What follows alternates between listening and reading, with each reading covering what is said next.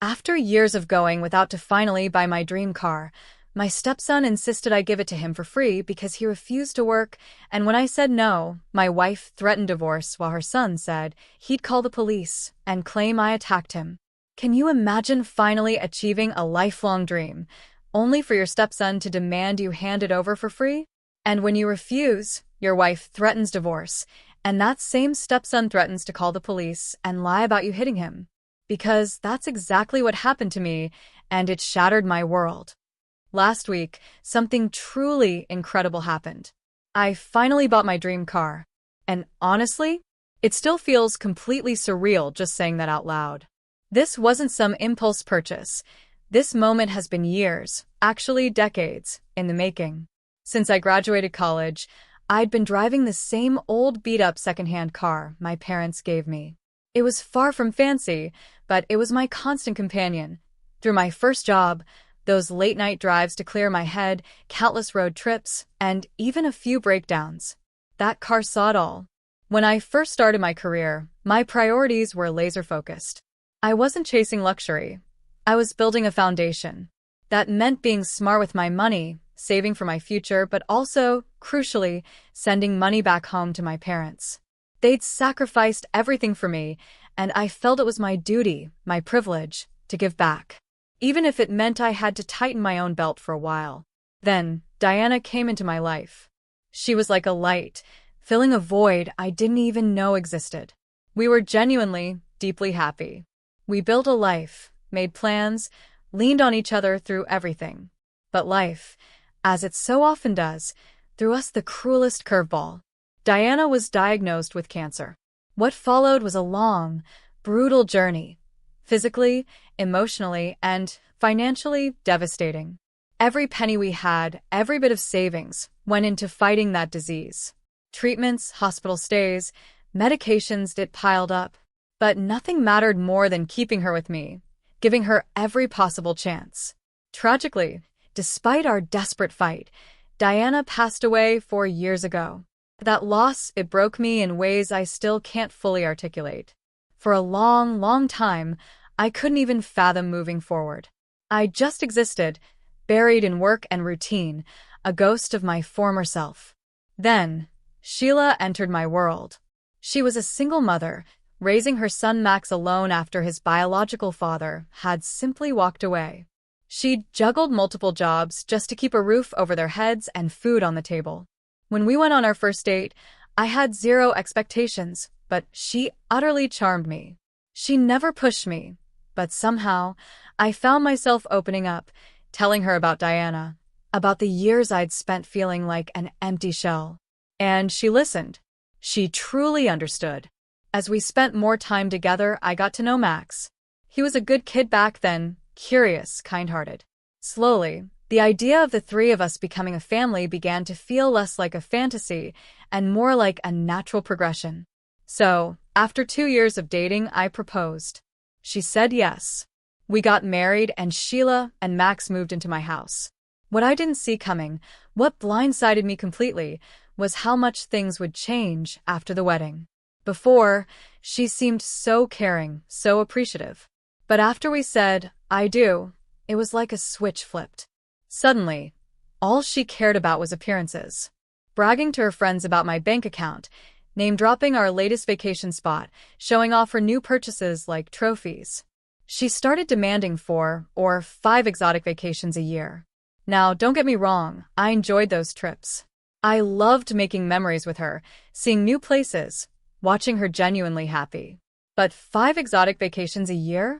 It was exhausting. I felt this constant, crushing pressure to perform, to provide, to fund a lifestyle I never signed up for. And the worst part? I couldn't fully unplug from work. I have a demanding job.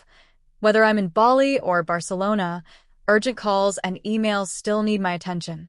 That's what keeps all of this going in the first place. But instead of understanding, she'd get upset. "You're not present. You don't care. You're ruining our time." I was being pulled in a million directions, working tirelessly to give her these experiences, then being told I wasn't doing enough emotionally. It was a vicious cycle. As if things weren't strained enough, Another huge conflict erupted around my parents. Supporting them has been a point of pride and love since day one of my career.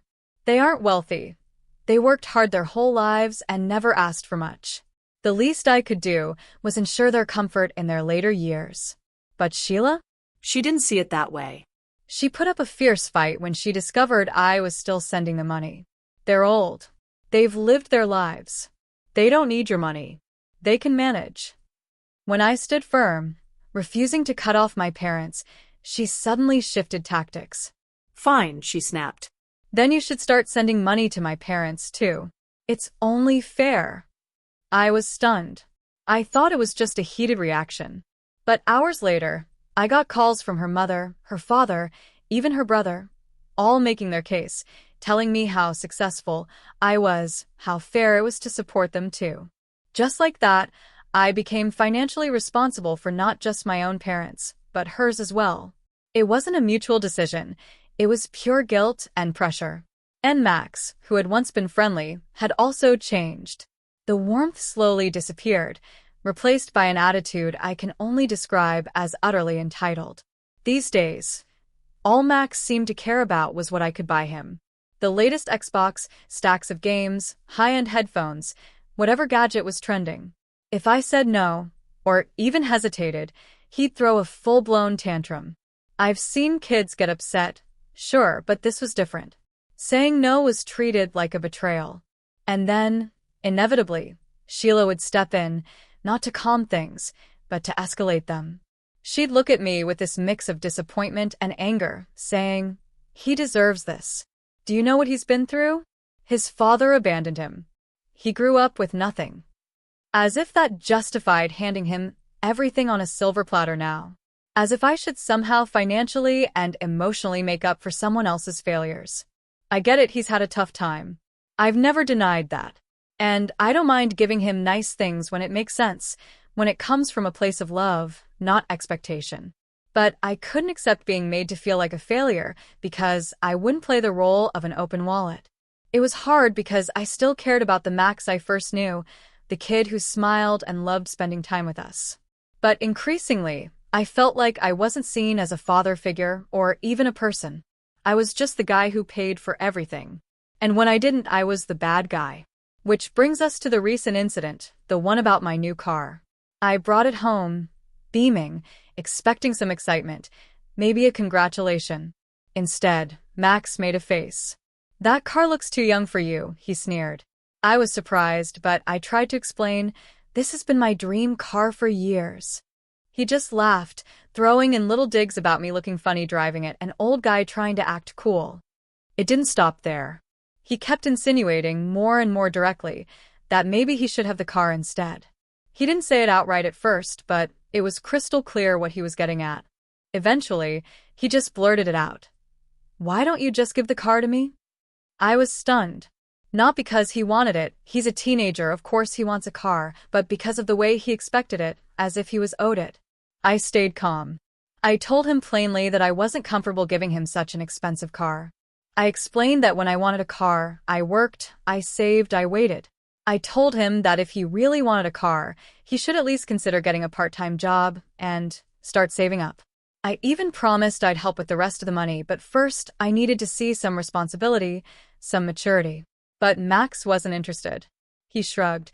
"Why would I get a job and save up when it's easier to just get a car from you for free?" My heart sank. There was no shame, no sense of effort, no appreciation. Just raw, unadulterated entitlement. I don't know what stung more, the demand itself or the complete absence of respect behind it. The conversation that followed with Sheila only added salt to the wound. I had hoped, perhaps naively, that she'd understand my perspective, that she'd see what her son was slowly becoming, that she would understand what this car meant to me, not just a vehicle, but a symbol of years of struggle, sacrifice, resilience. But instead of support, she agreed with her son. She looked me dead in the eye and said, "If you don't want to give this car to Max, then you should have bought something cheaper. This is a waste of money." Her words hit me like a physical punch to the chest. Here I was, Finally doing something meaningful for myself after years of giving everything to everyone else, and suddenly it was a frivolous decision in her eyes. Not a milestone, not a reward, just a waste. She actually continued, I think you should give this car to my son. It will mean more to him than it does for you. I tried to stay calm, to reason with her.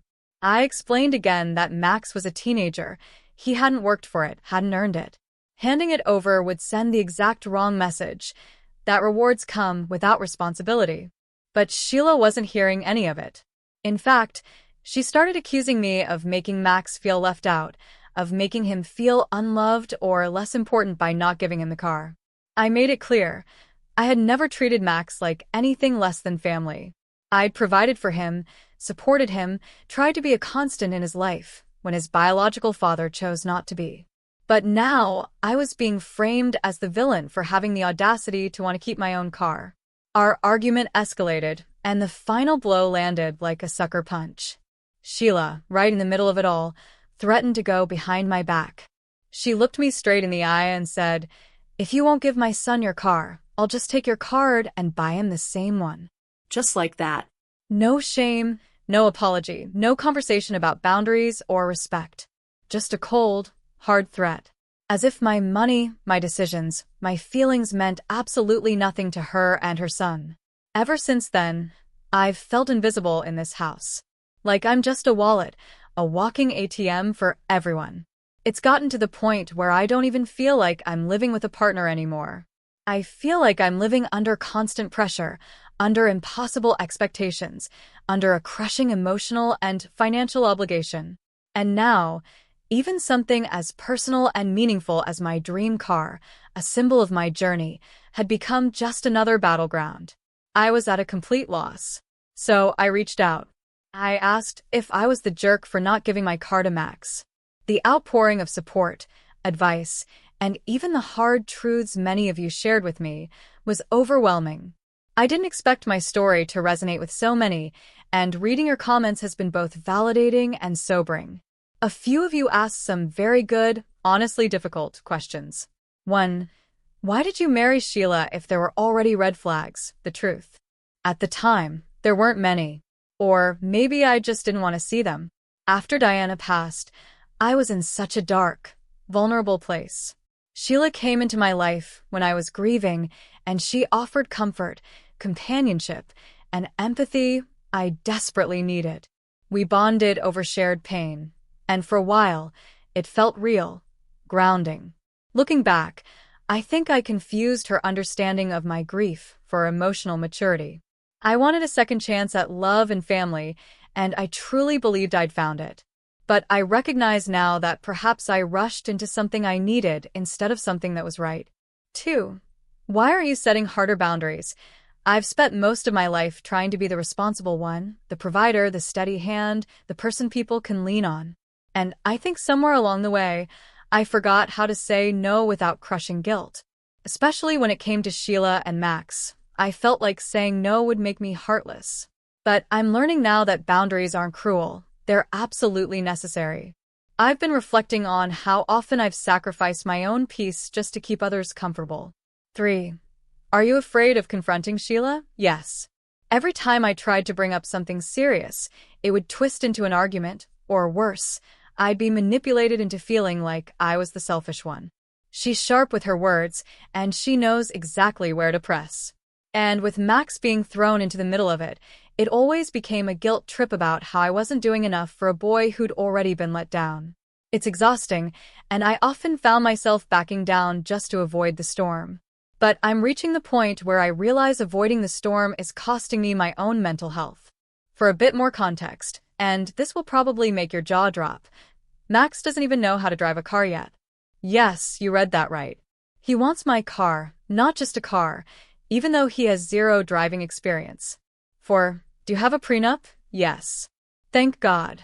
That's one of the few things I got right.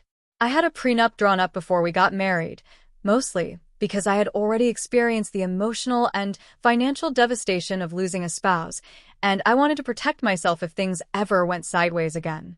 At the time, I hoped I'd never need it. Now, I'm beyond grateful for that foresight. It's been a few days since my last update, and I finally took everybody's advice. I had that conversation with Sheila.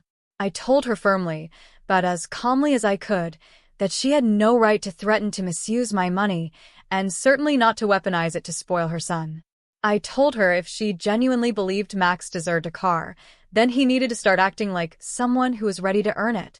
Let him get his license first, I said. Let him learn how to drive. Let him show he's responsible. Then we can maybe talk about getting him a car. Sheila tried to argue, but I shut her down. I reminded her that Max hadn't done a single thing to demonstrate any kind of maturity. He doesn't have a job, doesn't contribute to the household in any way. He's not saving, not planning, not preparing for anything. His daily routine consists of sitting in front of a screen, playing violent video games for hours on end. That's it. That's his life right now. Most days, he doesn't even show up for school. When he does, he gets written up or is caught sleeping through class. And yet, somehow, Sheila still treats him like a prince. No consequences, no push for discipline or structure, no attempt to guide him into becoming a responsible young man. She just turns a blind eye, excuses everything, and doubles down on the idea that he deserves more because his biological father failed him. I also told her that I completely understood that she felt guilty about Max not having his biological father, but what she was doing with him wasn't parenting. It was enabling. And every time I tried to step in, just to introduce some basic expectations, some standards, I ended up as the bad guy, the one who was too strict or too harsh just for asking a 17-year-old to show a little effort or accountability. Sheila was taken aback for a moment after all this. I guess she wasn't prepared for me to say the truth to her face. Initially, she did agree that Max needed to go to driving school, but she also argued that I was being too strict, that I was putting too many rules on her son. She started accusing me of trying to control him, of punishing him when he was just a teenager. She gave me that tired old line, "Boys will be boys." As if laziness, entitlement, and a complete lack of accountability are just things I'm supposed to overlook because he's a boy. As if sulking is a valid reason to give someone a $40,000 car. She kept insisting that Max deserved nice things in his life. Not because he'd earned them, but simply because he exists, because he's had a rough past. Because I had the money to give him what he wants. And when I again said no, that I deserved to enjoy the car I worked for, that I wasn't going to hand it over to someone who hadn't earned it, she snapped. You're being selfish. Let that sink in for a moment. Selfish. After everything I've done for her and her son. After everything I've provided. After everything I've sacrificed. She had the audacity to call me selfish for saying no to something I bought for myself with my own money after years of putting everyone else first. Despite this, I refused to back down and told her that if she was so set on buying her son a car, then she could get it with her own money or ask her family to pay for it, but that I wasn't going to give in to their demands. This is when my wife looked me straight in the eye and said, "Oh, you don't want to buy a car for my son? Fine. Maybe we shouldn't be together then. Maybe we need to get a divorce because you won't support my son, and I don't want to be with a deadbeat partner like you anymore." I was speechless. My blood ran cold. I couldn't believe she said all those hurtful words to me. She wanted a divorce because I wouldn't hand over my car to a teenager who plays video games all day and doesn't go to school. Because I dared to have boundaries. Because I said that respect has to go both ways. Can you believe that? That threat told me more than any argument ever could. It showed me that in her eyes, my worth was tied purely to what I give, not who I am. That she was willing to walk away, not over any abuse or betrayal or neglect, but because I wouldn't spoil her son. Ever since then, she's been sleeping in the guest room and refusing to talk to me.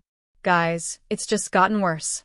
I didn't think things could sink lower than where they were a few days ago, but last night, Max and I got into a massive fight. I caught him sneaking into my private work room, going through my wallet, trying to steal my card. For context, this isn't new. He's done this before, more than once.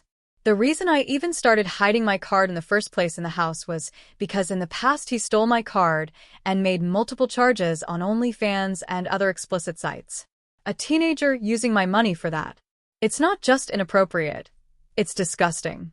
This time, when I caught him red-handed and confronted him, He started screaming at me for not letting him use my card, as if I was the one who did something wrong. He refused to apologize. He didn't even pretend to be sorry about getting caught. Instead, he yelled for his mom like a child, calling for backup. And right on cue, Sheila came rushing in like I was the villain in all this. Even when I told her what her son was trying to do, she went straight into defense mode. His defense, of course.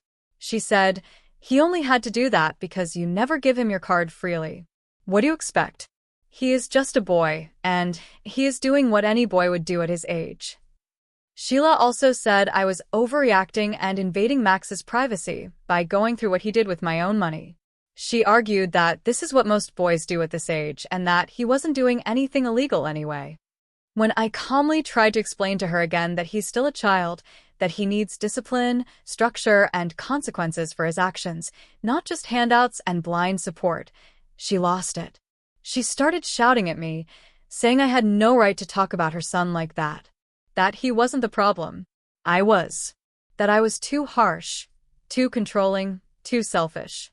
She made it sound like I was some sort of monster for not enabling theft, for setting basic boundaries, for expecting accountability. I was starting to get really pissed. I made it clear to both of them that Max couldn't use my card ever again. Not for anything.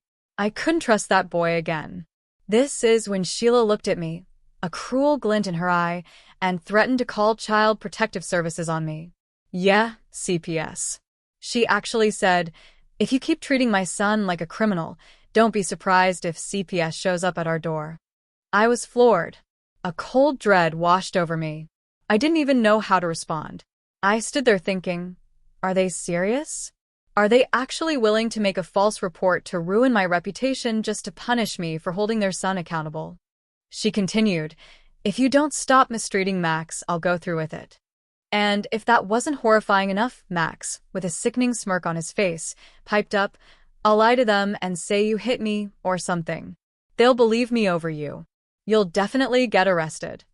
My jaw just hung open. I kept my mouth shut to avoid escalating the situation further, but inside, something snapped. I'd come to realize that this wasn't just dysfunction or conflict anymore. This was abuse. This was me being trapped in a situation where even doing the right thing put me at risk. I'd tried patience. I'd tried compassion. I'd tried to be a father figure, a provider, a husband. And now I was being threatened with false accusations and legal consequences just for refusing to give up my own integrity. I knew I needed to get out of this before it broke me completely. I needed to leave this toxic marriage before things got even worse. Sheila and Max would do anything to get what they wanted, and I was done with their antics. Utterly, completely done. It's been 2 weeks since my last update, and I finally made a decision. I am separating from Sheila. These past 2 weeks have been the most emotionally and mentally demanding of my life, but also, strangely, the clearest I felt in a long time. There was no longer any doubt, no back and forth in my head, just certainty. I needed to end this for my sanity, for my safety, for my future. I've spoken to lawyers, laid everything out, and thankfully, my prenup is ironclad, bulletproof. I made sure of that years ago, and I thank my past self every single day for having that foresight. As long as I follow the right steps, Sheila doesn't get to take what she hasn't earned. But that wasn't the only thing on my mind. I've also been reorganizing my assets, moving what I can legally, protecting what's mine, locking down finances, updating passwords, canceling shared cards, securing important documents. I've been waiting for the perfect moment to hand Sheila those divorce papers because if I handed them to her inside the house, I knew exactly what would happen. She'd scream. Max would escalate. They'd corner me, emotionally blackmail me, maybe even call the police or CPS and try to flip the script. That's the kind of people I was dealing with. They'd already threatened it once. I had no doubt they'd do it again. So I've been waiting and planning, like a general preparing for battle.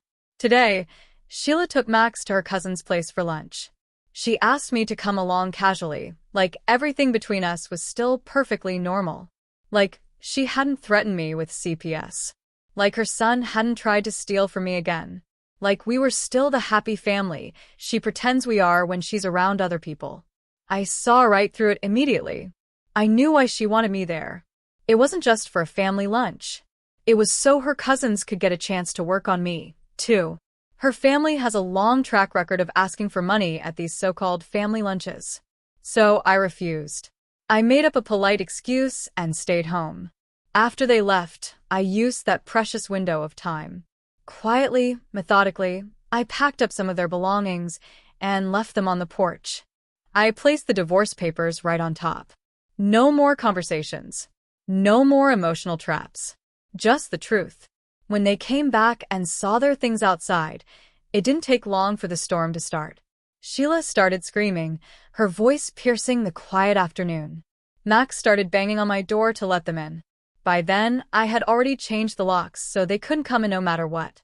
I stood behind the door, took a deep breath, and it felt like the first real one I'd taken in years. I calmly said the words to Sheila I had rehearsed so many times in my head. I'm done. I am leaving you. Take your things. Take the divorce papers and leave. You and your pathetic son are no longer welcome on my property.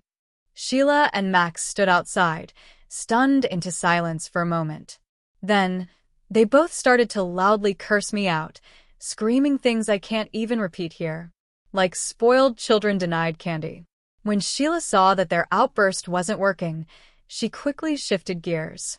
She started crying, begging me to talk to her, to work things out. She said I was being unreasonable, that I didn't care about her or Max. Max, meanwhile, stood behind her, continuing to spew every profanity he could think of, his face contorted in rage. Eventually, I told them that if they continued to stand on my porch and abuse me, I would call the police. I guess this is when the reality finally sank in.